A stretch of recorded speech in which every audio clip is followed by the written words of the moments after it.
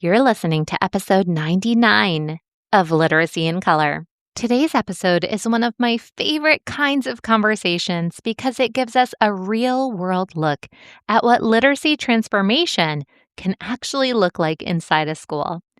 I'm joined by Principal Lisa Russo and the first grade team from PS 152Q in New York City, a school that has made a shift from balanced literacy to structured literacy and decided to rethink how they can support their youngest readers.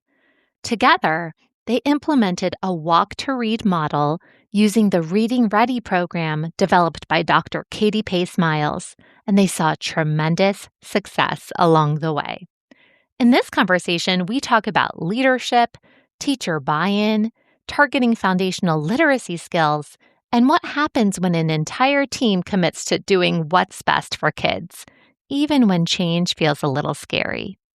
If you've ever wondered what school-wide implementation looks like in practice, you're going to love this episode. Welcome to the Literacy in Color podcast.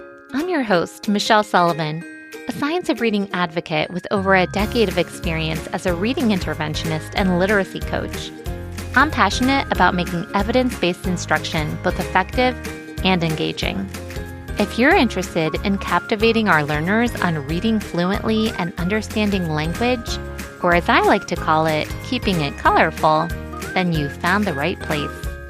Each week, we'll explore intriguing lit bits and practical strategies around the science of reading and structured literacy to help you be colorful and teach colorfully. Are you ready to bring literacy to life? Let's color outside the lines and make an impact together. Hello, everyone. Welcome back to another episode of Literacy in Color. Today, I am so excited to be joined by Principal Lisa Russo and her first grade team at PS 152Q to talk about all of the success, the tremendous success actually that they've had this school year with their Reading Ready intervention program and a Roar to Read, Walk to Read model. So we can get started with just a little introduction, and perhaps everyone on the team just wants to share your name and how long you've been teaching at PS 152Q. I'm Miss Sedaris. I've been teaching for 25 years, and I've been 23 years at 152. Hi, I'm Mrs. Gross. I've been here at PS 152 for 16 years. Hi, I'm Ms. Weisenberger. I've been teaching here for 12 years as a gen ed special ed teacher. Hi, I'm Mrs. Valentis. I've been teaching at PS 152 for 16 years. Hi, my name is Ms. Bonetta. I've been teaching at PS 152 for 18 years. Hi, I'm Esther Lim. I've been teaching at PS 152 for 17 years. And hi, I'm Mrs. Daly. I've been teaching here for 22 years. And I'm Lisa Russo. I was a teacher for 13 years, AP for 7, and now this is my 4th year as principal, which is 24 years. Beautiful. And what a seasoned group you have. Everyone has a lot of experience under their belt. And it just goes to show with professional learning, we're always in this craft. We're always learning something new. I'm excited to dig into the changes that you've put into your instruction this year. And maybe we can start with a little background of what literacy looked like at PS 152 even a few years ago and how it has shifted. So we were a balanced literacy school for many years. We used F&P as our assessment. About 4 years ago, we started to shift to structured literacy, 3 years actually, and we started to make some changes and we let the running records go. And we've moved to adding phonemic awareness into our day, thinking about knowledge building and all that sort of thing. And as the years have progressed now, we've gotten stronger. And we are learning more every day, but we've made great strides and changes based on what we see in our academic screeners and what we see that kids need and just following the science and the research. Beautiful. Even before you've implemented this Reading Ready intervention program, what kind of challenges were you seeing in early literacy in particular? So this is the first grade team on this journey of structured literacy. My population is English language learners, and I noticed that a lot of them needed a lot more support with decoding. Thankfully, Ms. Russo bought us a decoding library, which helped tremendously to get the students reading better. And actually teaching them the rules of grammar also helped tremendously. think we can also just all attest to the fact that when we were using Fountas and Pinnell as our leveling system, we had large pockets of children that were leaving kindergarten, still concepts of print, still level A, can't get past that B, stuck on level E for 2 years. And we've learned now that it's a flawed system, right? But then this is all we had. So we couldn't figure out what else to do or why this was happening. Yeah. And even when students are successful with those predictable pattern books, it's this false sense of reading where all of a sudden you take the pattern away and they're not able to get through that work. And so you digging into these foundational skills and what it really takes to build that reading brain is such important work. And how did you first get connected with Dr. Katie Pace Miles and her Reading Ready intervention program? So last summer, we were a Summer Rising host school, which is the summer program for New York City Public Schools. So they were offering a pilot for the intervention teacher to try the Reading Ready program with the students in the summertime. So our journey includes that our kindergarten EOY data, which is the first graders that were blessed with this team this year, they were leaving kindergarten with PSF, phoneme segmentation fluency, at 29%. So that's dangerous. And the teachers, the kindergarten teachers, had done all the things and they were working really hard, and we just couldn't figure out what was happening. So they offered us this pilot, and I'll try anything. So we tried it. And the teacher who was the intervention teacher is Miss Aileen. She's a kindergarten teacher. And she came to me and she said, I think this is what we're missing. So I was like, tell me more. So she said, when the kids are segmenting words, they're using blocks, they're using chips, they're writing the grapheme that matches the phoneme. So it was connecting the auditory learning, right, to the physical, the writing, and the visual as well. So I jumped on a teachers only office hours because this is kind of what I do. And that's when I met Emily, who works with Dr. Katie Pace Miles with the Reading Institute. And I was like, I think we need this for everybody. Well, she continued to work with me over the summer, and we created this partnership, which changed us for the better. I love that. And when did you have this aha moment as a school leader, as a building principal, to say, like, this is something that I want as a systems level thing across the grade level, rather than some people have this idea of, I'm going to target a small pocket of students for intervention, because you have put a lot of effort in your walk to read model. Yeah, so I don't really know how to do anything small. It's like not my genetic makeup. So I tend to do things a little too big sometimes, but I had this in my mind that we needed to save these kids and we needed to figure all this out. And in that, I also needed to be able to educate my teachers and let them feel confident in what they were doing, right? Teaching is pretty much an impossible job, especially if you care. It's something that keeps you up at night. It's something you're worrying about other people's kids. You're worrying about decisions that you made. And you just can't put more and more and more onto teachers' plates and expect it not to break. So I was really thinking about, how are we going to do this? I wanted to do the walk to read model. I had wanted to do it last school year, but it just wasn't feeling right. So when I came across this program and it's very scripted, I said, okay, this could be it, right? Because you also have to realize that we are not all literacy experts. We cannot just know the scope and sequence. We're not all Jake Daggett who can just spew a phonics rule at you ad nauseum, right? It's like in his DNA. So for us, we have to be able to rely on something to tell us where to go next. So I think that when I was able to make the connection with this program and the Reading Institute, it didn't seem like a heavy lift. I had to do all the scheduling part, but that's like a me problem. For them, I wanted to make sure that it wasn't burdensome. I wanted to make sure we had buy-in. I wanted to make sure it wasn't too much. And I think in the beginning, it was scary, and they can all attest to it and they can speak about it. But once we saw the results coming in and the joy in the children, I think it was worth it. Sometimes it takes that first step into the deep end to see what's this even going to look like. And if we want change, if we want to see change, we can't do business as usual. And so it takes bravery and leadership to make those kinds of decisions. And so I'd love to hear from the first grade team and what this actually looked like in action. So, first of all, how did you end up grouping students? So, in a walk to read model, you share students. You're not just confined to the students assigned to you in your classroom. So, what did it look like that way? The students are grouped according to literacy data and their instructional needs, and Reading Ready is focused on their foundational skills like the phonemic awareness of phonics and decoding. So each level or each unit in the Reading Ready book is based on and then we group them as to their needs, and then we separated them from each classroom. We took the groups and each teacher took a group based on that need. So they're all based on literacy data. Beautiful. And so some of those instructional decisions comes with having high quality assessments to begin with. And that's something that would have been impossible with just a running record. Right. Even just starting with a good assessment that's going to help you do that work is a critical first step. And then when it comes to implementation, how often were the groups seen? Was this an everyday kind of thing? How long were your groups? So we do this every single day, fourth period. It's called the Roar to Read period. And then the groups are formed around the specific skill gaps instead of the homeroom. And then we would go to the hallway, get our group, and then go back to our room and start our program. So it took a lot of planning, like on the leader's perspective. If there are principals out there that want to try this model, in the master program, they all have this in their schedule. So they have a block schedule. First grade, they have an identical schedule. So they have their specials at the end of the day. And then I freed up the IEP teacher, which is Georgia, and the literacy teacher, which is Gillian, and the ENL coordinator, which is Christina. So that added 3 more teachers to the team.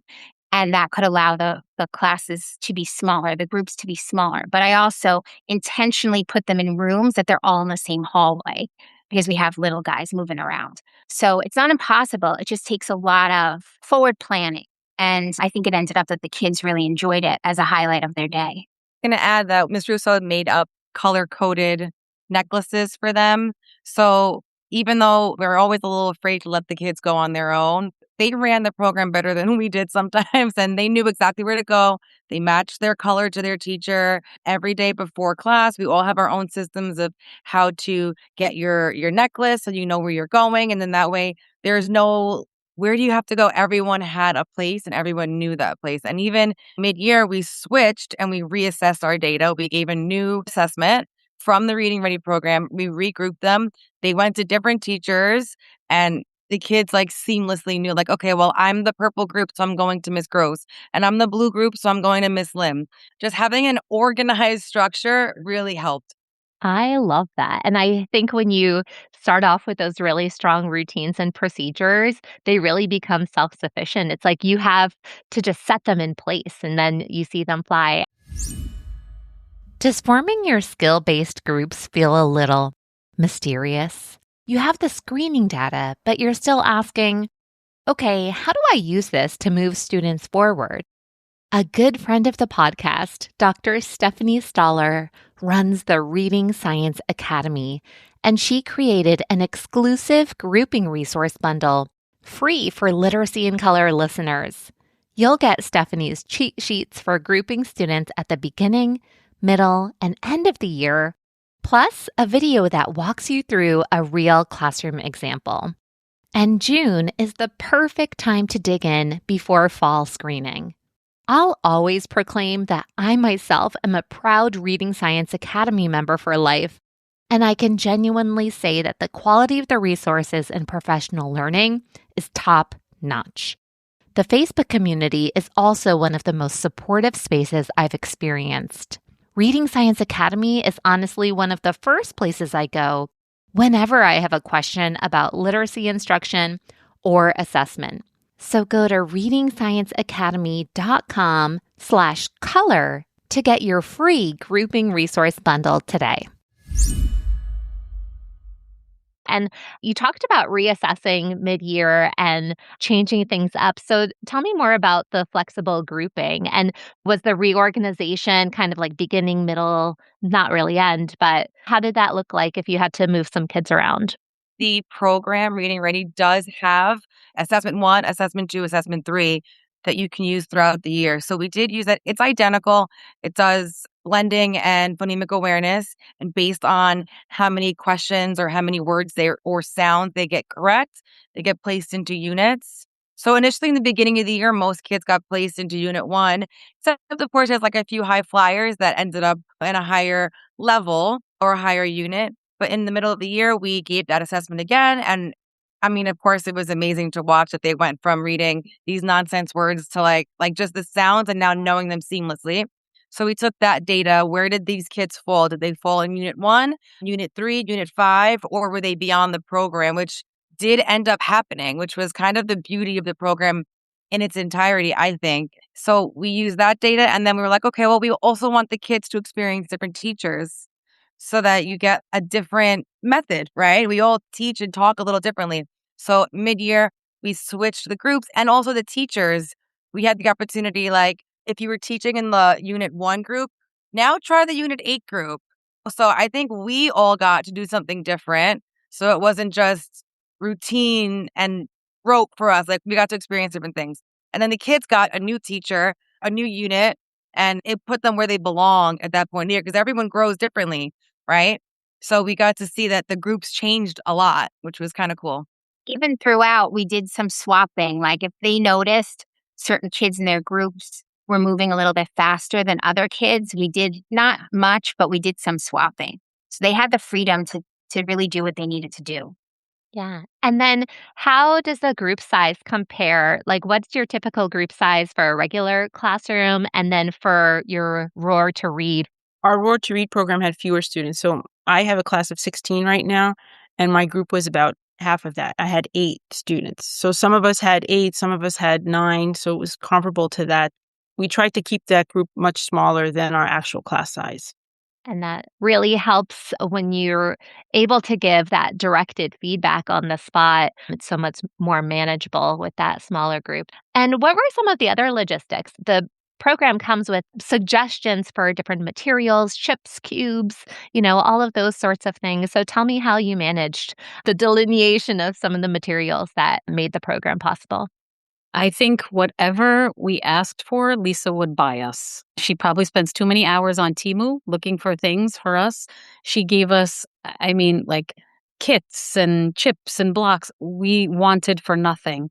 And at first you could say, oh my gosh, how am I going to use all this? But then Ashley, I think it was you, came up with a system where we could kind of just get to work by just having simple, like a tray for the kids with all the materials they need.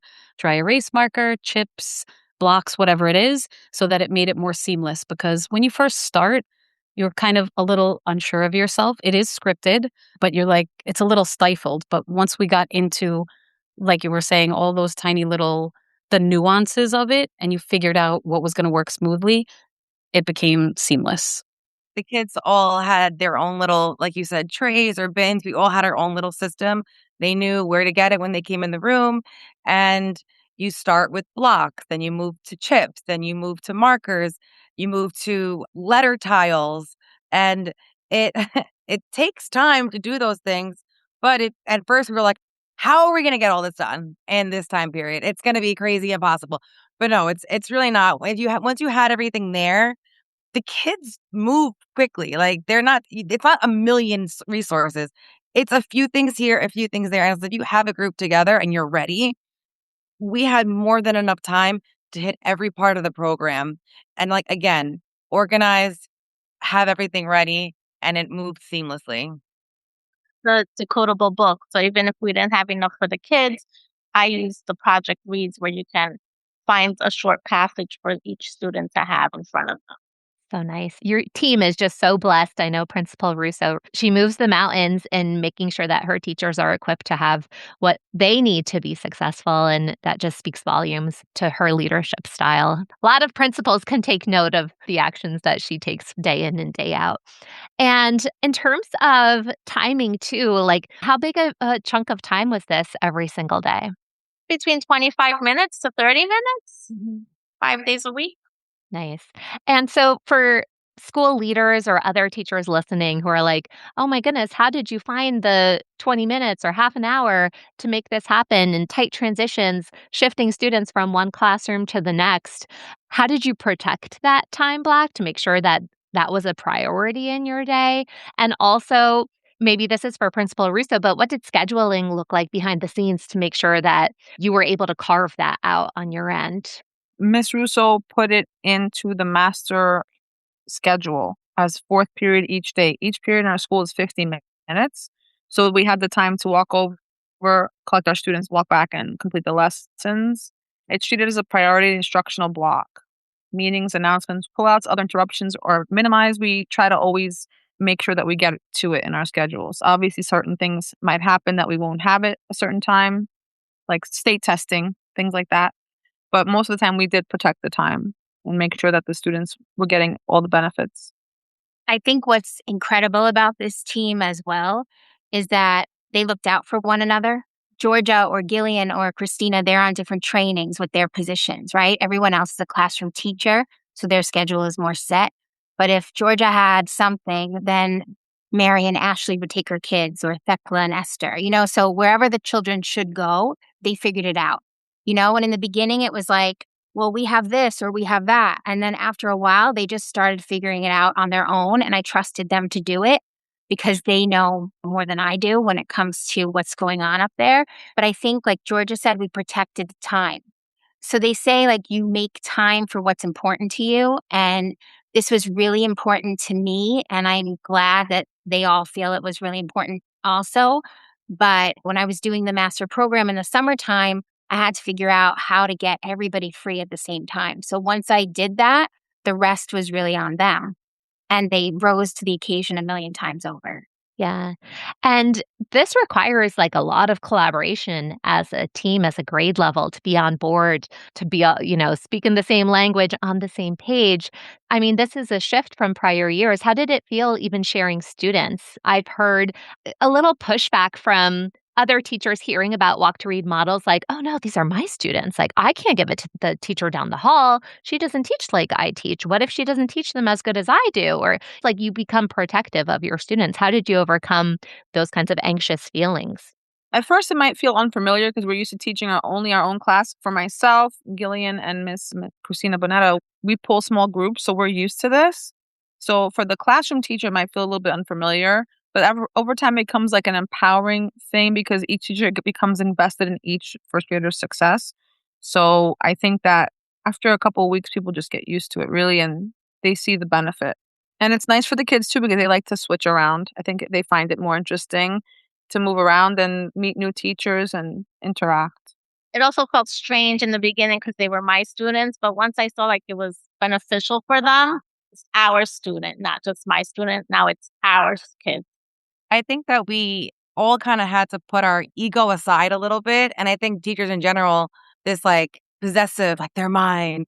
We all have something very different to offer, even just on this Zoom. And once we started switching kids, I actually really enjoyed it because I got to talk to Mary. Oh, how did he do today? Or be like, guess what he did in class? Let him try that with you later. Or Christina would be like, you're never going to believe what your child, your student did today. And we all got to share that experience. So instead of just like when you talk to your colleagues about your class and you don't really get to put a face to the work, this time we got to put a face to the name to the work and rotate. So we kind of all got to learn each other's kids. And I think that's what made us closer, made it successful. And again, check the ego. We can all help these kids. That's what we're all in this profession for. Yes, I agree with all my colleagues. I mean, it takes a village to raise a child. So we were that village that sat there together. And like Ashley said, I mean, we celebrated each other's victories. And children sometimes they like different personalities. They have different personalities. So sometimes they worked better that 30 minutes with someone else because it was a change for them. It was something exciting for them. So it really worked well. It was very seamless for all of us. And I don't think any of us really had an ego. We just work really well together. We want the kids to succeed, and it worked. I think it also gave everyone, including me, an equal understanding of different concepts. because the training that was given, which was only 4 hours, it's asynchronous, and they came in for the last final session, just helped all of the teachers, not just this group, but across our school, understand what kids need, right? And when we had like 4th, 5th graders testing at a unit 1, which is letter sounds, this is like a 5-alarm fire, right? And 4th and 5th grade teachers were not built for foundational skills. And it takes a lot of pride to say, I have to step back and I have to try something different, right? Because teachers are very proud, and they should be, and they're protective. And what happens in my 4 walls, stay in my 4 walls, and it's none of your business, right? However, this unified us as a building. This team is stronger than ever before, but it spread, it sprinkled out, right? Our kindergartners started to roar. We have other grades that are using these materials for children who need it. So it changed the game for us exponentially. And Thecla said it before. Once we saw the kids moving, we were like, okay, she's on to something. In the beginning, they were like, not another thing. But then we started those blues and greens in our M class, and it was like, this is going to work. Yeah, I like that color, right? Yeah. We can talk about our results because they're pretty impressive, Michelle. Yeah, definitely. I want to hear all about it. And it just goes to show this mindset thing of rather than living in your 4 walls, it's this greater community of these are the kids of 152Q. These are all of our kids, and we want them all literate and successful and productive citizens. And we're all going to work together to make that happen in a joyful way, too. And so maybe in just a word or two, each of you can just share what did implementation feel like in the beginning and what was the biggest learning curve for you? I think a word for me would be exciting, because to have the opportunity to work with the whole 1st grade, taking children from each of the classes, I had 1 or 2 from every class. So it was very exciting, and I was vested now. I really needed to step up my game and make sure that all of these kids did well, because if I didn't do well, my colleagues weren't doing well, the students weren't doing well. So it was exciting, and you really felt invested. I would say patience, because in the beginning, we had to get the routine. Doing a 1-day lesson, in the beginning, it took 2 days to do it. But once we built that routine, we were able to do all the components within that 30 minutes. So I think being patient would be the biggest learning curve for me. I have a similar thing. It's not one word. I kind of feel like in the beginning I had to repeat to myself, it's okay to not be good at this because we're still all learning it. And I think like accepting your own faults with it. And the kids were okay with that too. So I remember saying to them in the beginning, like, oh, let's try that again, or let's figure this out. And they liked when I was honest, kind of, because then they just, it's okay to make mistakes and we'll fix it and we'll make changes and it'll be okay. For me, in the beginning, it was a learning curve with all the materials, but once I began to use them, I became more confident. And I saw my students also became more confident with a predictable structure. Student knew what was coming. I knew what was coming. So the program was really well scripted to help me and my students. I think in the beginning I was terrified and I held my breath and I was hoping it worked because this was a big risk for all of us to take. And I knew that there was all mixed feelings. Everybody's feelings are valid and it was scary and messy and all the things. So I just held my breath until we saw it was working, until I talked to them and listened to them and they were excited about it. All the teachers and the kids were so excited about it. And it's just a really strong, joyful energy on that floor during this time. You can just know that the children love it so much. But for a long time, I was holding my breath. It really was. And now you can let out a big sigh. And what were some of the routines or instructional practices within the program that you thought perhaps made the biggest difference for your students, or one that you particularly saw students have a lot of success with? I think coming from like other curriculums that we used in the past where it was just the students would like tap out the letter sounds or just write on the whiteboards using the expo marker, this component had like a lot of the manipulatives, like the block, the cubes, and then like the little chips. And I think that really helped the children not only just see the letters and sounds in their head, but since they were physically able to like push the blocks together, that really helped with like the blending as well as the segmentation of the words and the sounds too. Yeah, making it multisensory. And I feel for the ESL students, I had like embedded language support because every routine included modeling, visuals, and like structure. So that really helped with the E&L students. So powerful. And I think the way the program works, like it builds all the way to the decodable book. So even if it's the simplest book or the simplest passage, the kids felt like they were reading. So it went from the sentences to the actual book or passage. And even our children that were in the lower groups or the striving readers, they were so excited, like coming out, like, I'm reading. Do you want to hear me read all the words? And maybe it was one sentence, but for them, it was just huge. And what a beautiful thing when students start to see themselves as readers. It really is one of the most special moments. First grade is where a lot of that work happens. And so you guys sit in a really special place along a student's educational path. Maybe we can just complete this sentence stem for your perspective from either seeing your students as readers or even yourself as a teacher, feeling more equipped to tackle foundational skill work. How would you finish this? Reading Ready has blank. Reading Ready has been rewarding. Reading Ready has been empowering because it gave students the tools and the confidence. Reading Ready has built confidence in our students. Reading Ready has been a game changer for our students and how they feel about reading. Taking all of that wonderful insight into consideration, now we can dig into some of the beautiful things that you saw growth-wise, data-wise. So tell us about your student growth after just implementing this for one school year.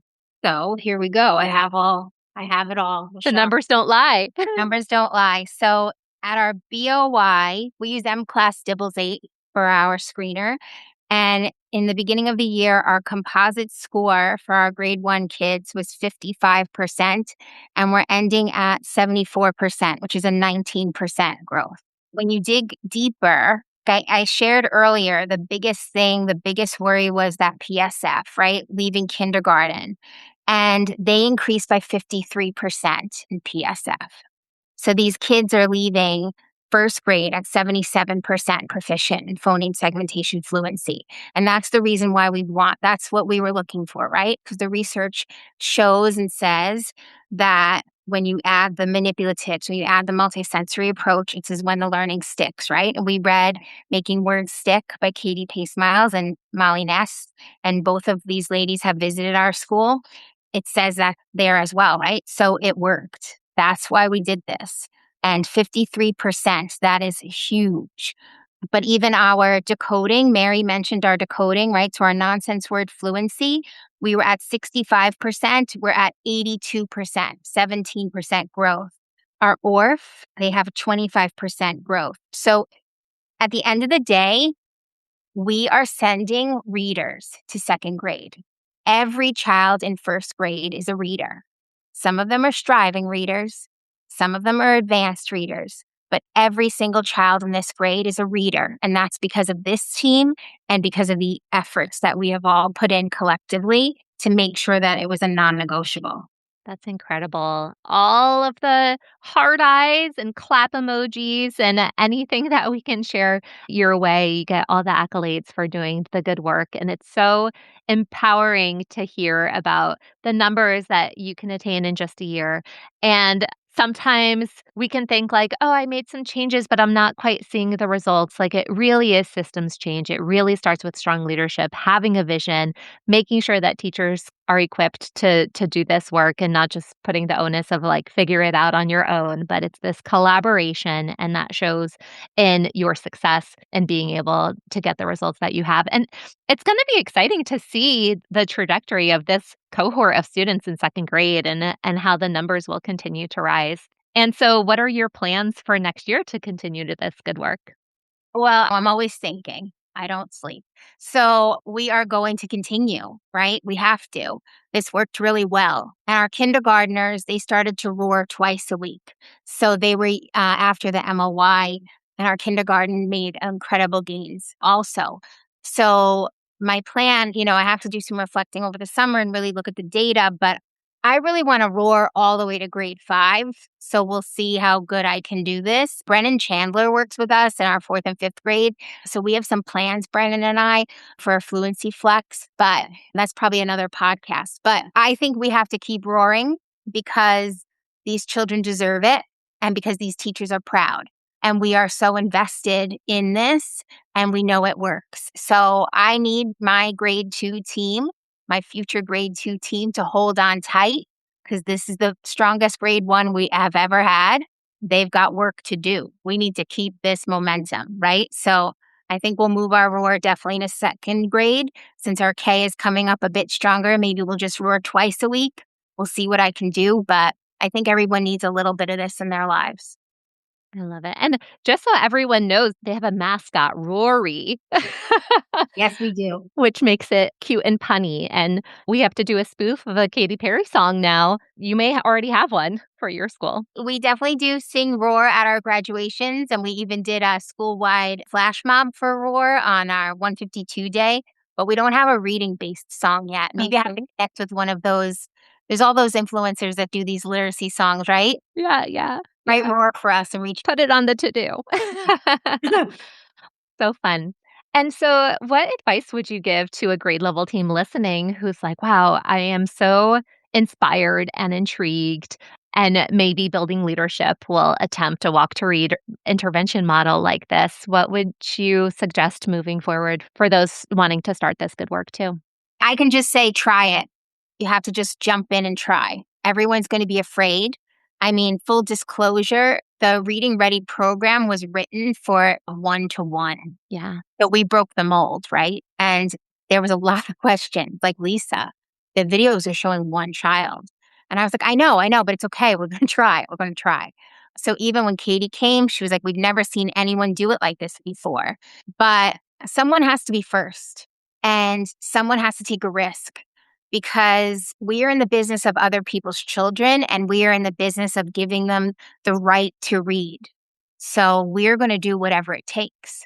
And I'm so grateful that all these ladies trusted me because I said I held my breath for a long time. And I know in the beginning it felt like it was impossible.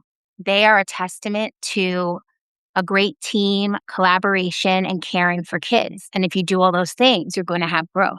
So if anyone wants to reach out to us, I mean, they'll be going on summer break, but I'm still here. And I would definitely help any leader who was trying this because Georgia said it before, it was a game changer. This changed us for good. Yeah.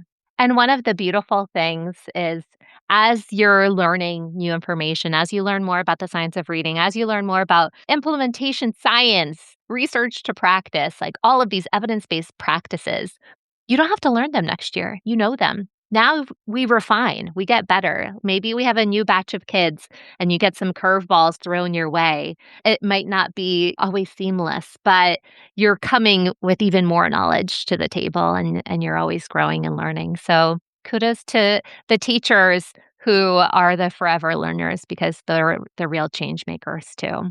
So this has been such a wonderful conversation. I love the insights from the teacher's experience. I think that's always powerful to hear. And I would love to open the floor.